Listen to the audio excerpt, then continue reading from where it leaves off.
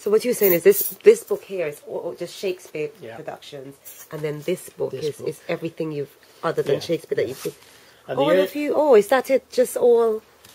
Well, there's all the P's. Okay. And I've separated out ballet, opera, and operetta in a separate copy. You've got it's kind of like really nice and sparse there, this record, and then you open it, and then there you have all the productions and who played who and what happened and where it is and who directed it. Yeah. Really, really, really vivid descriptions and so neat as well. And just like the fact that you've seen, several versions of the plays in different places, and then they're all 300 plus in total. Really? Mm-hmm. There are 327 productions recorded in here. In this book. Right. And the best comedy that Mary and I have ever seen at Stratford, and believe it or not, it wasn't a Shakespearean comedy, was The Tamer Tamed, which John Fletcher wrote as a sequel to The Taming of the Shrew. Okay. And in 2003, in the Swan Theatre, they put on The Tamer Tamed, and in the main theatre they actually put on The Taming of the Shrew, and they kept the cast for both. There we are. So you've got the main stage carrying that, and then, as I say, if we go back to these contemporaries.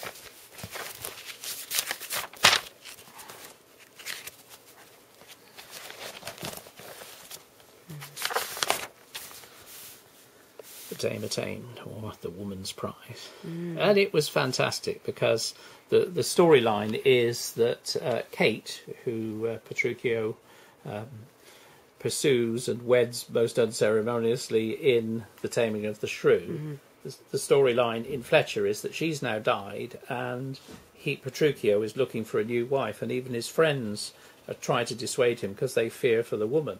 But anyway, I think she's called Maria, or Mariah, the woman that he does pursue. She says that unless he honours her, he will not be admitted to the marriage bed. And he tries all sorts of wiles, pretends he's ill, so she has the door all shut up and fumes going through to try and defumigate. He even pretends he's dead, and the coffin's opened and he has it checked, etc. And he comes to the point where he is indeed tame. But a lovely point in it was where she and one or two other women actually hold themselves up. They board up the door, and her sister comes along and wants to join in, and she says, "Oh, come on, you're going to be too weak." But suddenly, and what have you brought? Because obviously they need supplies. And the person playing the sister, Naomi Frederick, lifts her skirt, and she has hams and drink and everything. Okay, you can come in. And then all the women get their pots and pans, and they do a dance with that. In other words, they are revolting against husbands who show no respect for their wives, and that was so funny. And so I have to say the funniest comedy at Stratford, believe it or not, wasn't Shakespeare, though there's been some pretty good Shakespearean comedies there, but was The Tamer Tamed. Okay. And he collaborated, of course.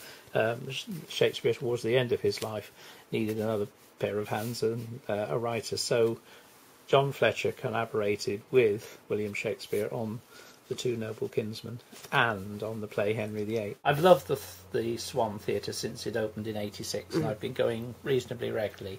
But in 1994, the Swan was used. John Barton came back, who was one of the earlier directors, and Alex Jennings, Hayden Gwynne, and Alfred Burke were in Peer Gynt. Wow. One of your regrets is just that you've never seen him at... I haven't seen Laurence Olivier, Donald Wolfett and John Gielgud in Shakespearean productions. I saw all three of them, but in something else. Yes. And you will find others, as I say, just that little bit older than me, who will tell you, yes, they did see it. And when was this? This was 1959. So this is the Paul Robeson Othello. Oh, wow. And there is a picture of him with Sam Wanamaker from that production. And if you gaze down the cast list, I've read you some of the names already. Yes. But when you get to the soldiers, citizens of Cyprus, etc., amongst there you'll see both Vanessa Redgrave and Diana Rigg. Oh, wow. Okay. And so I had, as I say, I've already mentioned Peter O'Toole as Shylock the following year. Oh, if you want to put this Yeah, back into the... Okay. Yeah, I'll pick it up. Yeah. So, the following year again, and I found the 1 and sixpence out of my pocket money to buy a programme, and I'm glad I did. How much was it? Probably about a shilling or one in Old English money, so 5p or 7.5p or something. The Merchant of Venice.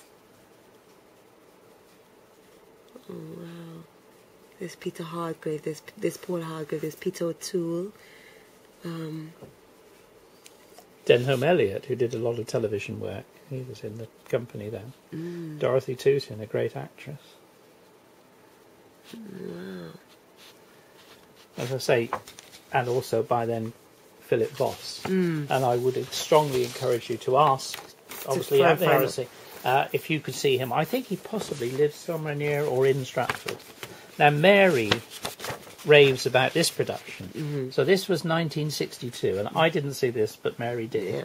And she remembers this because she was telling you there was these sort of windows with a bit of light on, and the Duke, who leaves his kingdom and obviously leaves it in control of his brother, who he thinks is virtuous.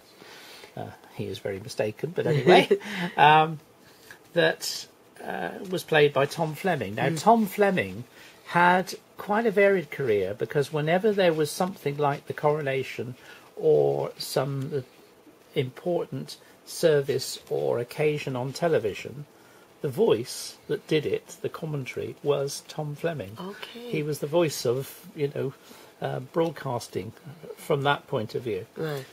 Because I had my Tom Fleming moment in that Radio Norfolk that I worked for, we had the Maundy Thursday service with the Queen at Norwich Cathedral in 1996. We broadcast it live, and I was the one up in the walkway round looking down on it with a microphone and saying, now the Queen goes to whatever. Okay. So I thought, I'm doing my Tom Fleming.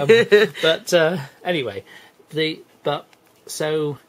Angelo was played by Marius Goring, the evil deputy. But when you come down to Isabella, the girl that he tries to seduce, Is Judi Judi Dench. Dench. And so many, I have had so many Comments Judi about Dench post-its. Yes, yeah. It's there's some people who are just favourite actors Yeah. of people at RSC, and she's one of them.